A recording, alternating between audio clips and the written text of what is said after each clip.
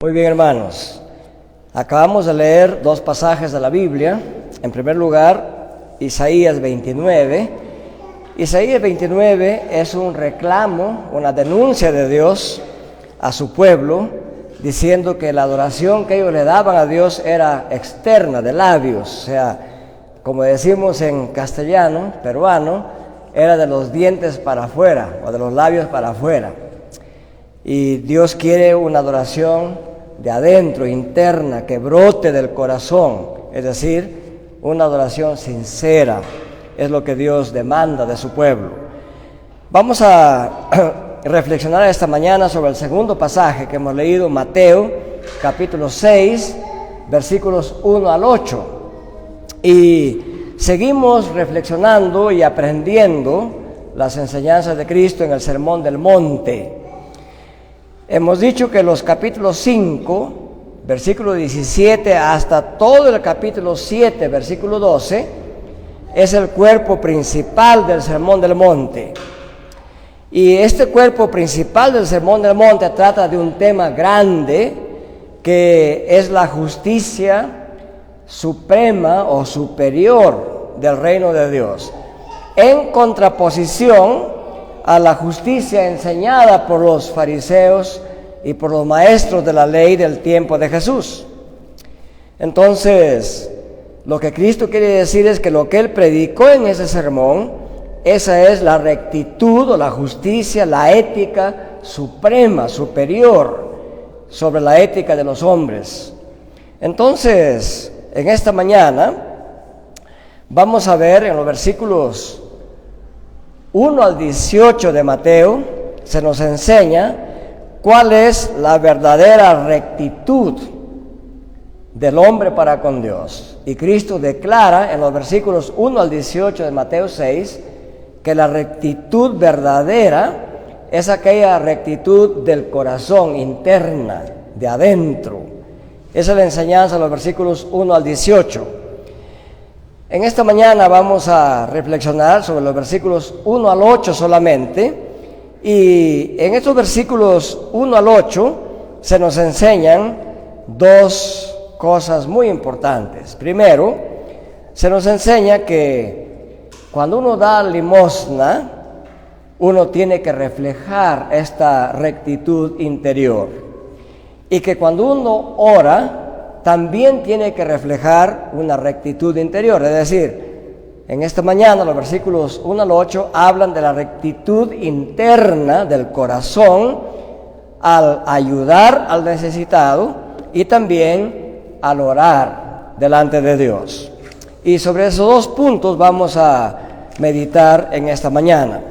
Entonces, en primer lugar, la rectitud interior al ayudar a los demás. El término es dar limosna, eso significa ayudar a los demás. ¿Y cómo debe ser esta rectitud interior al ayudar a los demás?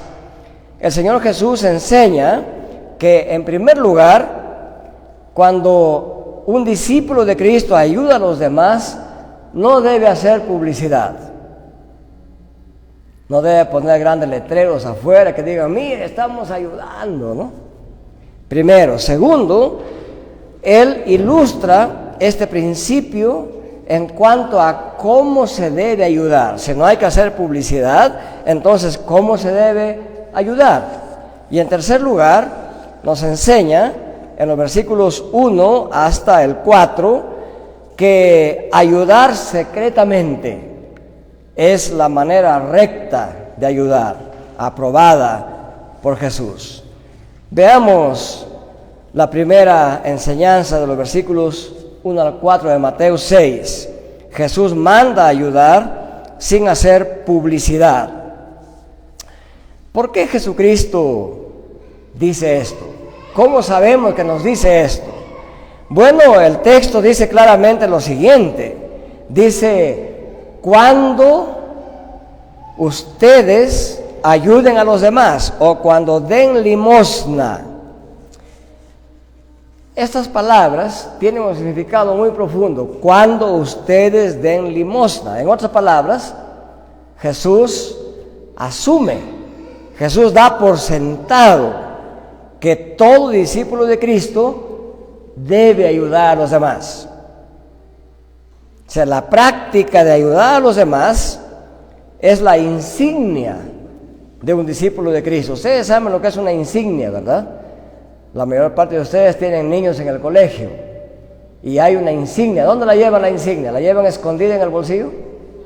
Va afuera, visible, ¿verdad?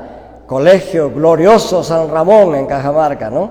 O Santa Teresita, o varios nombres de colegios.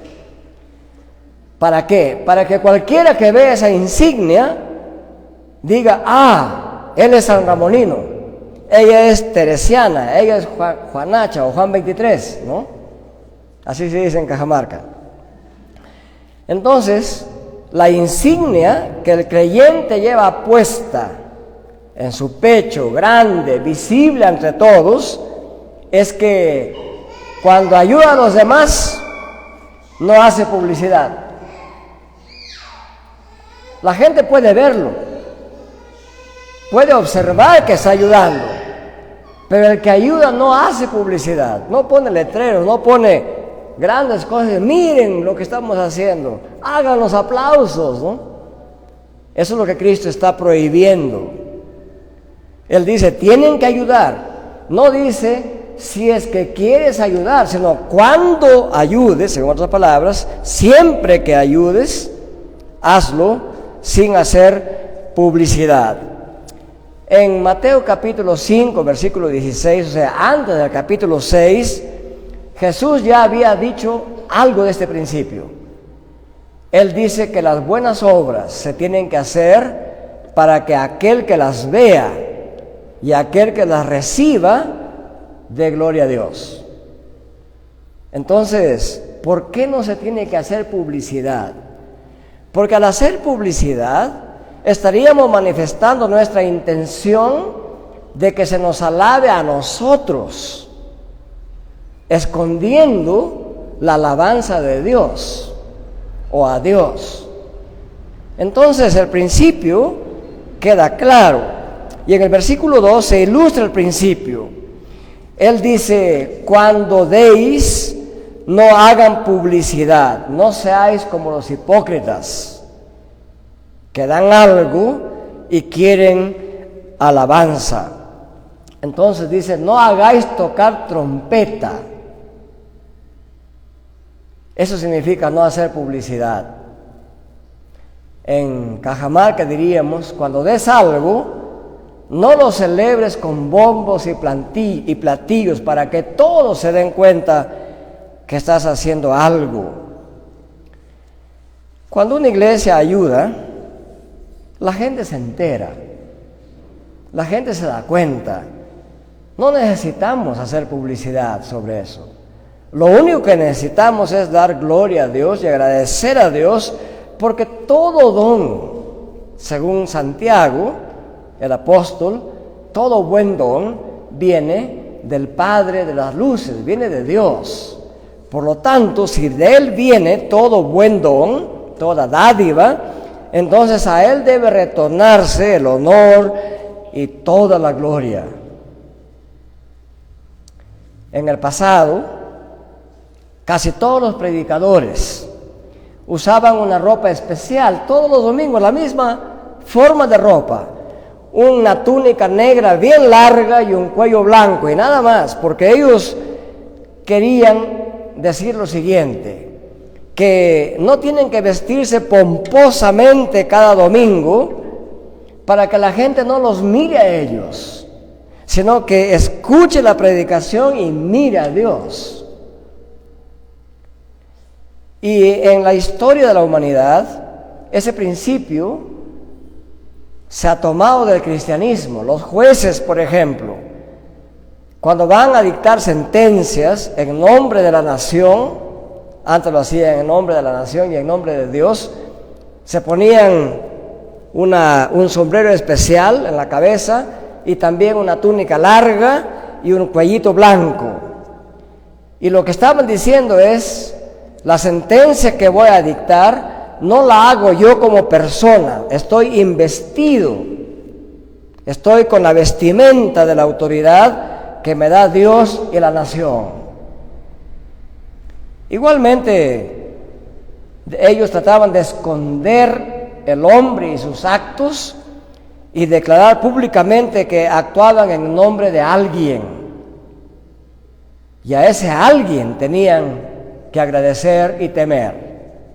Cuando el cristiano da, Cristo enseña que quien debe aparecer visible al dar es Dios y no el discípulo. El discípulo tiene que dar, tiene que ayudar, pero tiene que ayudar ensalzando a Dios y no la persona del que ayuda. Y si no lo hacemos así, Cristo nos dice entonces, ustedes están actuando como los hipócritas.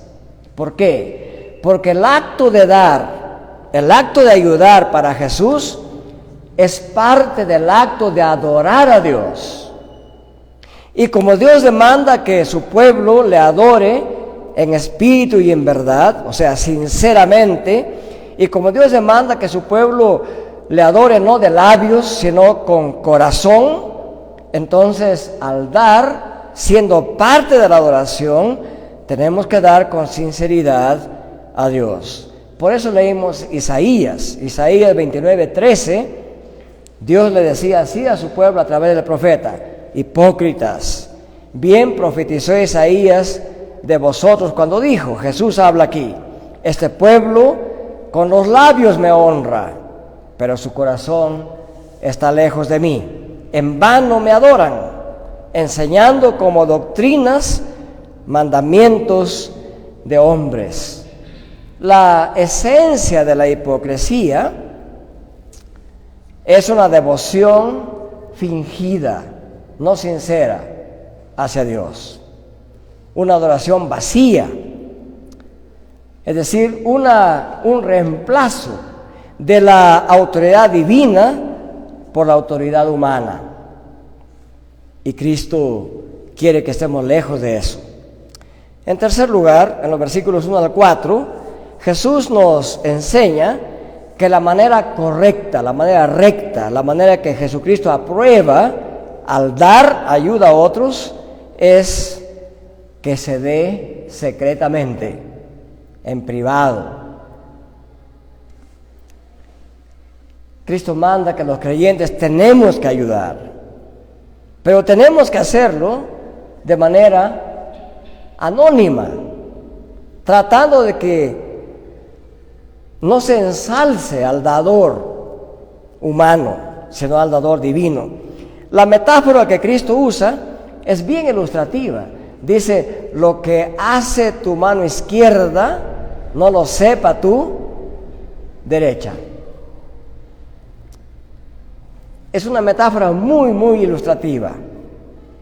Eso significa, cuando tú des, da calladamente, da en secreto. A partir de este pasaje, muchísimos donantes cristianos no quieren que su nombre sea conocido cuando donan algo. Y no dan sus nombres. Ponen un sobre vacío. Por ejemplo, esto pasa bastante en iglesias presbiterianas en diferentes partes del mundo. Los diáconos dicen, hermanos, hay una necesidad grande en este momento. Necesitamos ayudar a una persona que está sufriendo X enfermedad. Se necesita tanto. Vamos a levantar una ofrenda para eso. Por ejemplo, este niño Aarón en Pabur Viejo, cerca de Chulucana, necesita una silla de ruedas. La que ahora tiene está casi destruida. Una silla de ruedas cuesta como 1,200 soles más o menos. Y vamos a suponer que digamos aquí, vamos a levantar en un mes 1,200 soles. Somos una iglesia pequeña, no recogemos mucho, pero nos proponemos eso, por ejemplo. Entonces alguien de aquí puede decir, bueno, en su corazón dice, yo voy a colaborar con la mitad. Y pone un sobre en blanco en la ofrenda, sin nombre. Nadie va a saber quién lo dio. Y no hay motivo para decir, bueno, hermanos, en esta mañana vamos a felicitar al hermano Alan Mendoza por haber dado los 600 dólares, la mitad de la silla. Aplausos para Alan, ¿no? Esa es nuestra tentación. Nos gustaría hacer eso. Y hay que decir con verdad que a todo ser humano nos gusta naturalmente que se nos reconozca lo que hacemos, ¿o no? ¿Quién no quisiera que le agradezcan por lo que hace? Es lo natural en nuestro ser, en lo más profundo de nuestro corazón. Pero lo que Dios enseña aquí, no está enseñando que no seamos agradecidos a quien nos hace favores. No está enseñando que seamos sinvergüenzas, ¿no?, con el que hace favor. No. Lo que está enseñando es que el primero a quien hay que agradecer fuertemente, visiblemente, es a Dios. A Él tenemos que ensalzarlo y resaltarlo. Muy en segundo lugar queda la persona que ayuda. O sea, no vayamos a entender que, como Cristo dice, que solamente el hipócrita quiere que le agradezcan, entonces, si me dan, pues no tengo que agradecer a nadie. No podíamos tomar esa actitud. Tenemos que dar gloria y gracias a Dios.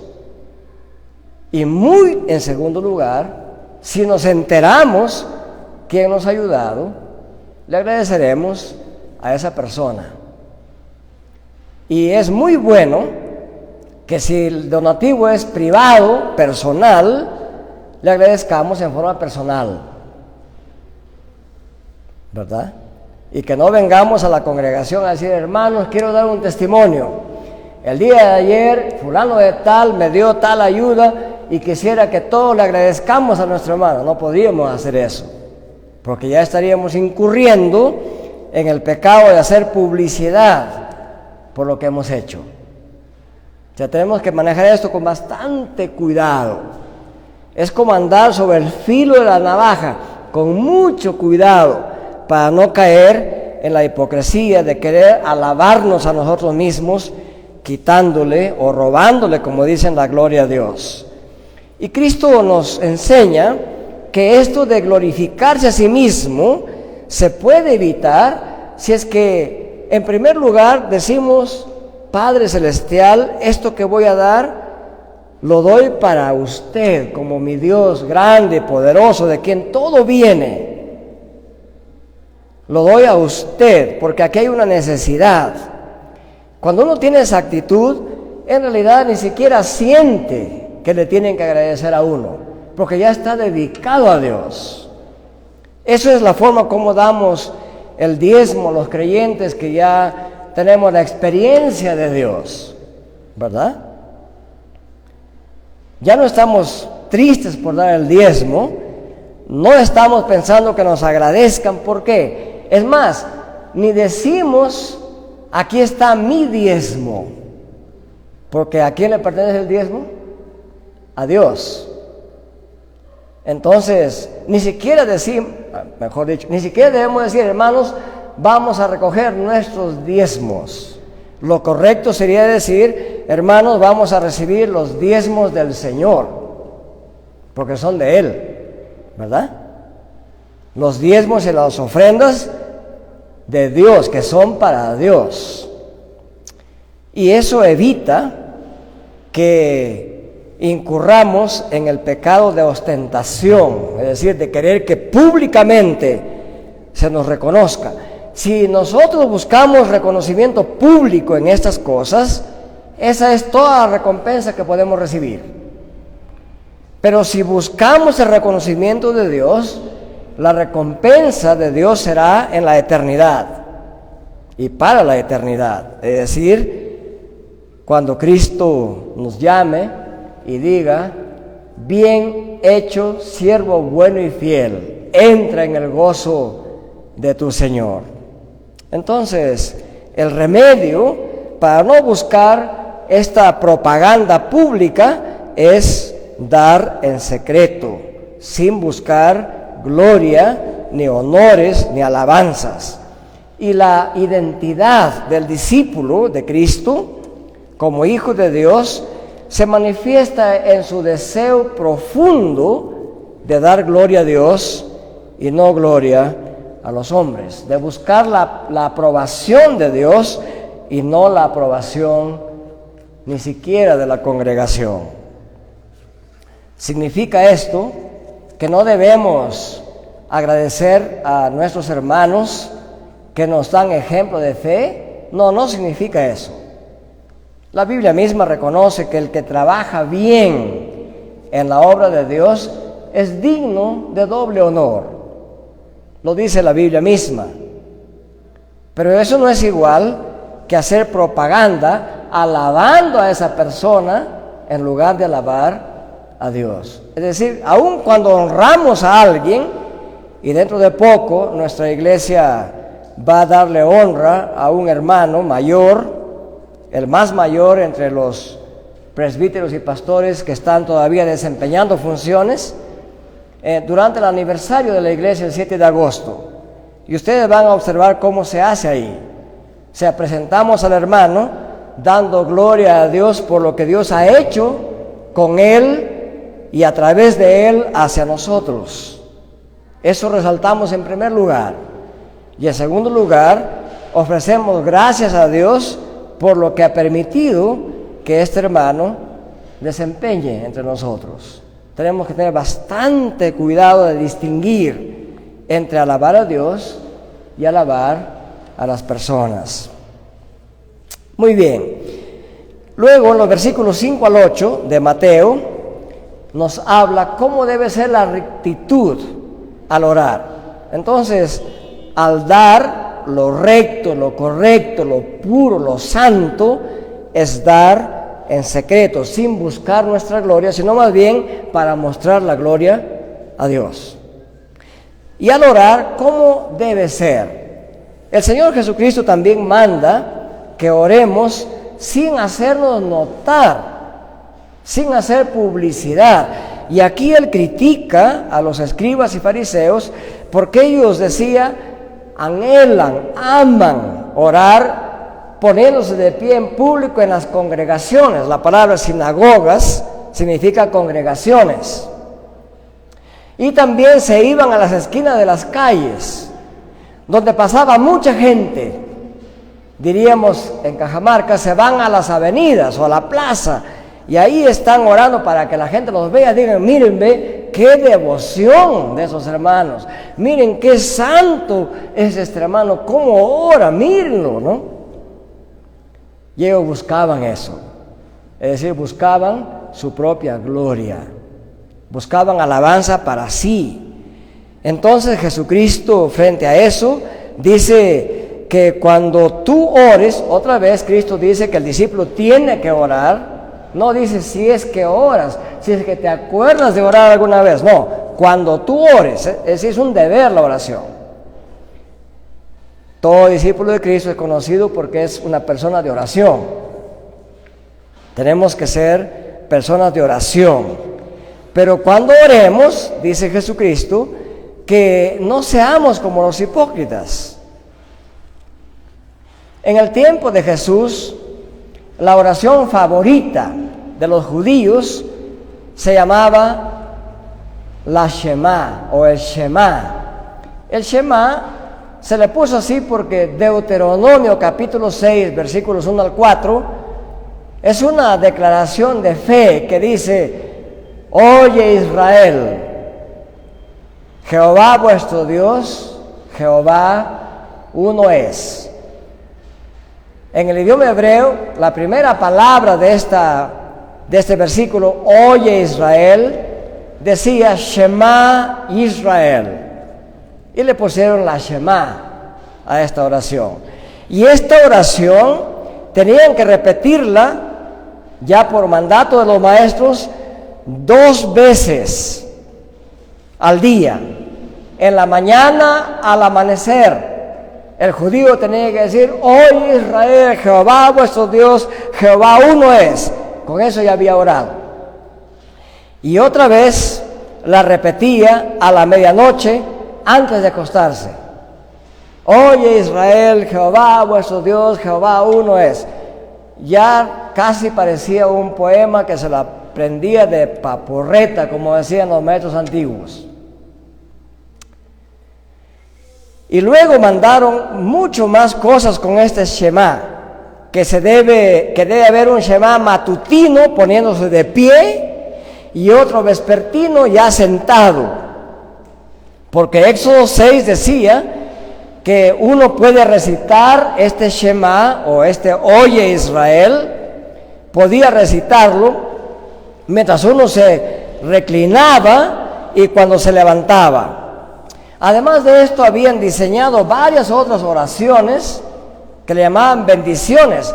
Habían 18 bendiciones que tenían que recitar cada día, varias veces al día.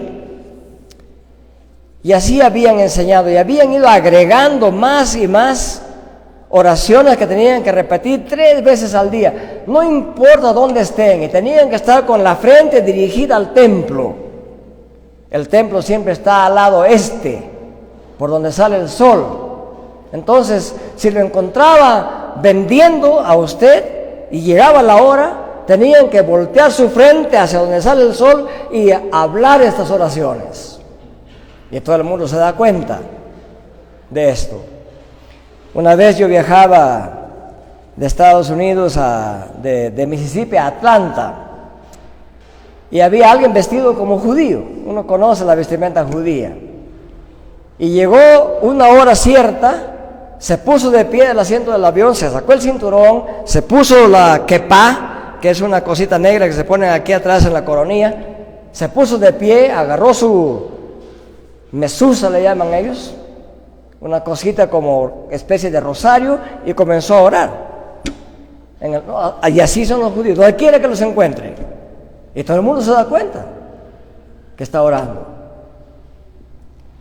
Bueno, esa actitud es la que Cristo prohíbe. No prohíbe orar. Más bien Cristo exige orar. Asume, da por sentado que todo discípulo tiene que orar.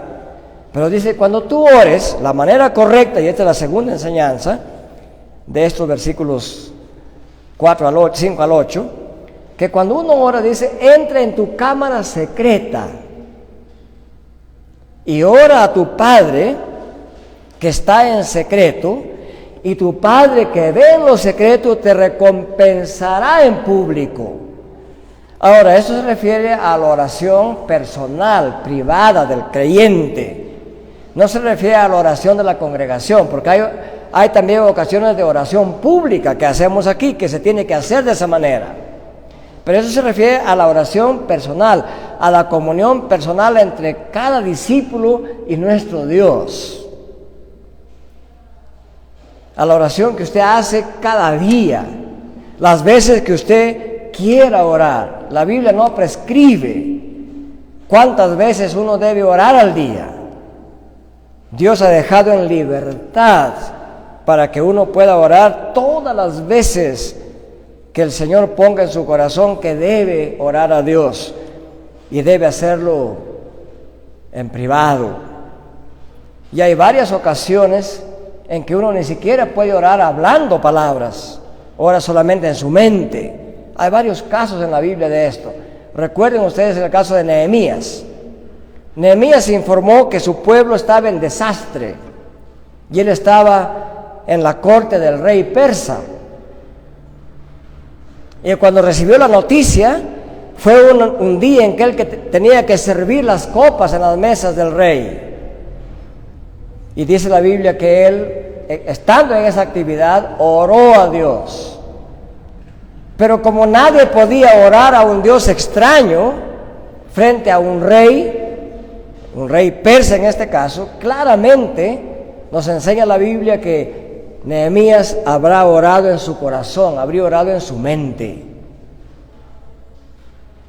Entonces, Cristo quiere que oremos, pero quiere que oremos en secreto, que no nos demos a notar, que no intentemos decir al público cuán santos somos. Eso es lo que Cristo nos enseña ahí. Y en el versículo 5, la segunda parte del versículo, Jesús nos enseña que los hipócritas eran justamente esas personas que aman de orar en pie en las sinagogas y en las esquinas de las calles para ser vistos por la gente. Y en Mateo 23, Jesucristo dijo que a los fariseos les encanta orar donde la gente los vea. Esa actitud es la que los cristianos debemos evitar. Entonces, ¿cuál es la manera recta de la adoración privada, o sea, de la persona, personal hacia Dios?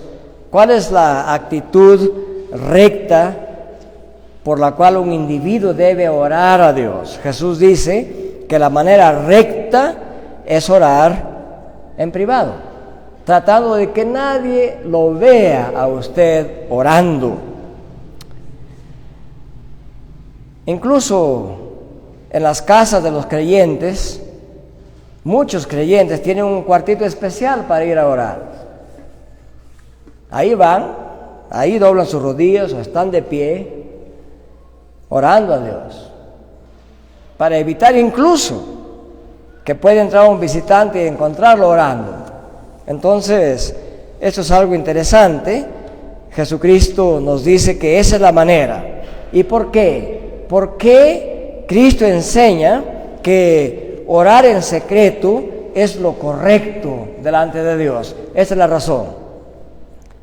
Dice, para que tu Padre que ve en lo secreto te recompense. En otras palabras, Cristo dice, miren, no se desesperen por hacerse notar de las personas. No busquen lugares especiales donde se pueda ver que ustedes están orando. Todo individuo, todo discípulo de Cristo tiene que orar, pero tiene que saber que Dios es omnipresente, que Dios es omnisciente. O sea, Dios está presente en todo lugar y Dios lo ve a uno en todo lugar, ve todo, no hay nada que se le escape a Dios. Si entendemos que Dios ve todo, no tenemos que preocuparnos de que nos vean los seres humanos. En otras palabras, puesto que tenemos un Dios que lo ve todo, que lo sabe todo, incluso como sabe nuestras necesidades, no necesitamos orar de manera que todos nos vean, porque Dios sabe todo, conoce todo, lo ve todo. Así oremos en el cuarto más oscuro y en el rincón más lejano de la tierra, Dios nos ve, nos oye, sabe lo que necesitamos antes que le pidamos. Cuando sabemos que así es nuestro Dios, ya no nos desesperamos para que nos vean y digan, qué santo es este Alonso Ramírez, ¿verdad? Miren cómo ora. Lo vemos orando en el mercado, en el restaurante, en la plaza de armas, en las calles. ¡Qué santo!, ¿verdad? Bueno, ya tenemos aquí claridad sobre esto. Jesús dijo, además, que cuando oremos, no solamente no nos hagamos notar externamente, sino que dice también, no balbucees, no uses vana palabrería, vanas repeticiones. Esas repeticiones aún que pueden venir de la palabra de Dios, ¿verdad? Y dice, no sean como los gentiles. Primero, no quería que seamos como los fariseos y escribas. Y luego dice, no sean como los gentiles, que piensan que por su palabrería van a ser oídos por Dios. O sea, los que no son cristianos también tienen su forma de orar. En el Perú es muy común. Hay gente que le ora al cerro fulano de tal, a la quebrada fulana de tal, al santo fulano de tal, a la virgen fulana de tal, ¿verdad? Ustedes han visto, saben de esto. Entonces, y hacen invocaciones, hacen conjuros para que sus dioses les escuchen, para que los cerros suelten el alma de los niños, que según ellos las tienen prisioneras, y varios balbuceos que ni se entienden declaran. Y es obvio que tienen que gritar y tienen que balbucear y decir fórmulas mágicas para conjurar a sus dioses, porque sus dioses no escuchan, sus dioses no ven, no saben lo que sufren las personas. Pero Cristo dice, vuestro Padre Celestial ve todo, oye todo. Aun cuando ores en lo secreto, Él lo ve, Él lo sabe. Él sabe tus necesidades. Sin embargo, tienes que orar a Dios. Pero ora de la manera correcta. Ora en privado, para que no lleves tú la gloria, sino para que Dios vea la gloria. En otras palabras, lo que un cristiano tiene que buscar es lo siguiente: que digan qué grande es el Dios en que cree esta persona, qué santo es el Dios en que cree esta persona, y no que digan qué santo es este hombre delante de su Dios. Espero que quede claro esto, hermanos. La oración no debe ser ni debe usarse como un intento de manipular a Dios, como los gentiles hacían, con gritos y repeticiones y balbuceos. Pensaban que pueden conjurar a Dios, hacerlo cambiar de planes, torcerle el brazo y hacer que les dé lo que ellos piden. Hay versiones más o menos cristianas, entre comillas, de personas que hacen eso en las iglesias, que creen que porque gritan mucho al orar o porque saltan al orar, creen que Dios les va a escuchar más, o por pedir más dinero por orar, piensan que Dios los va a escuchar más. Pero no es así. Cristo enseña diferente. Cuando tú ores, entra en tu habitación, cierra tus puertas y ora en secreto a tu Padre, que ve en lo secreto, y tu Padre te recompensará. Esa es la oración de cada individuo. No se refiere a la oración en la congregación. En la congregación tenemos que orar públicamente, pero se trata de la oración de usted como persona privada, y esa es la enseñanza de Jesucristo. Entonces el creyente tiene que saber que como Dios sabe todo y lo ve todo y está en todo lugar, para que usted ore no tiene que venir, no tiene que decir: mire, hermano, el día lunes tengo una gran necesidad de orar, por favor abra el local de la congregación para ir ahí a orar, porque algunos tienen esa idea en el mundo evangélico, ¿eh? Ellos piensan que si no entran en el local donde nos reunimos y no vienen adelante lo que ellos llaman equivocadamente el altar, piensan que Dios no los va a escuchar, lo cual es completamente falso. Cristo enseña claramente: donde estés, en tu casa, entra en tu cuarto, cierra tu puerta, ora a tu Dios en secreto, y el Padre Celestial que ve en lo secreto te recompensará en público. Es más, ni siquiera tiene que llamar al pastor para que ore con usted.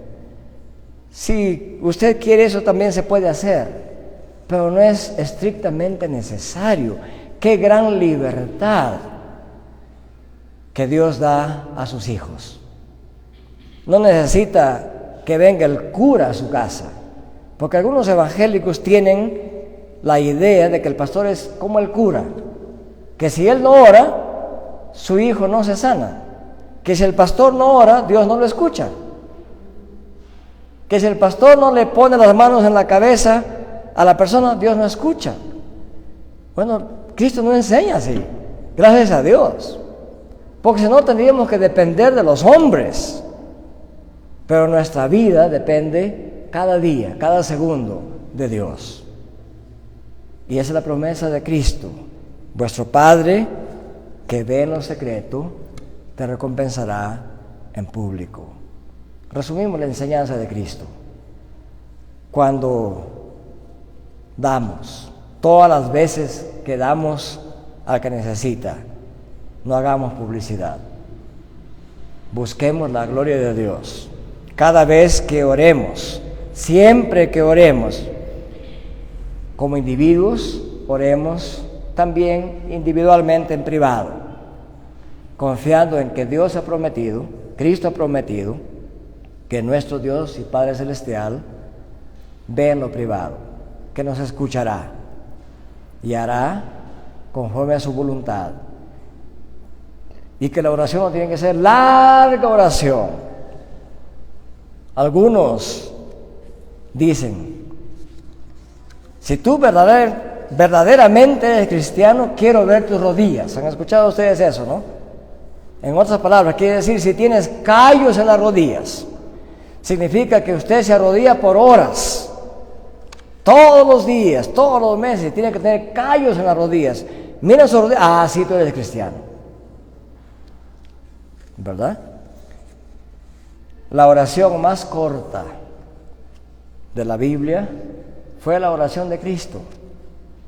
Padre, que no se haga mi voluntad, sino la tuya. Muy corta. Padre, si es posible, que esta copa pase de mí, pero si no, que se haga tu voluntad y no la mía. ¿Cuánto duró esa oración? 40 minutos, 40 días, pocos segundos de corazón.